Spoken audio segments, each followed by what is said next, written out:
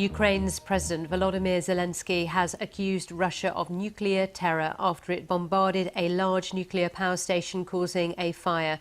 The authorities say the Zaporizhzhia plant, which is the biggest of its kind in Europe, is secure and radiation levels are normal. The fires didn't affect the facility's core buildings. Mark Lobel has the latest on the situation in Ukraine. This is a moment to wake world leaders up at night. The dramatic shelling of Europe's largest nuclear power plant of its type, a few hundred kilometres from where the Chernobyl nuclear accident occurred. It may have just been a training building that was hit, but this has never happened before. A nuclear power plant has never come under attack like this. This is tank fire.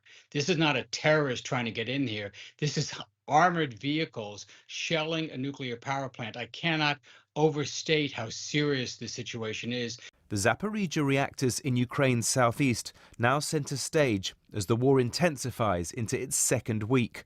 President Zelensky accused Moscow of nuclear terror. We need to stop the Russian military immediately. Scream to your politicians. Ukraine is 15 nuclear units. If there is an explosion, it is the end of everything, the end of Europe. The US says reactors are being safely shut down, urging the Russians to stop fighting. But Russian aggression in the northern city of Chernihiv is unrelenting, shelling pounding the place, sending mothers into underground bunkers for days. We need supplies of essential goods, and I don't know, so that they would at least evacuate children and pregnant women from here.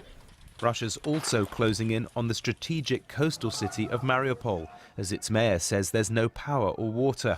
The BBC asked a former Ukrainian president, now armed for the front line in the capital Kyiv, how much of a blow defeat here would mean. First of all, please believe we don't lose Mariupol.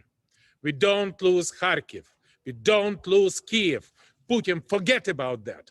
The whole nation is beating Putin. I have my weapons with me. I have also the automatic rifle. President Putin says his military operation is going to plan and says Ukraine is putting its citizens at risk. They place military artillery in residential quarters of the cities. At the same time, they are acting as the ultimate bandits. But Russia's invasion has forced more than 1 million to leave Ukraine. At Berlin Central Railway Station, every sign a welcoming German family offering a space in their home. I'm more or less a child of a refugee, so I feel obliged to do something for refugees. It's not Hitler this time, but for me it somehow feels that what Putin does is what Hitler did before. But with this Russian military convoy edging ever closer to Kyiv, fears there will be many more refugees to come. Mark Lobel, BBC News. Well, let's now focus in more detail on the bombardment of a nuclear plant in Ukraine. James Acton is co-director of the Nuclear Policy Programme at the Carnegie Endowment for International Peace and told me what the worst-case scenario is. This was a very serious situation this evening. All the statements from Ukrainian authorities in the last really 2 or 3 hours now suggest that the immediate danger to the plant has passed. The fire was not in one of the reactor buildings. It turned out to be in a training building. It's been extinguished according to Ukrainian authorities, and the plant's critical safety systems remain operational. Nonetheless, Ukraine's nuclear power plants face an extraordinary level of danger at the moment. They simply aren't designed, like any nuclear power plants, to be in the middle of a war zone. And there is a real ongoing danger here for as long as this war lasts.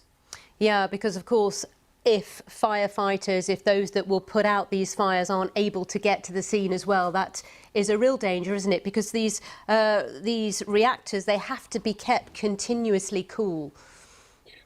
Right. Reactors are not self-contained islands. They rely on personnel and electricity and equipment, being able to get to them from the outside world.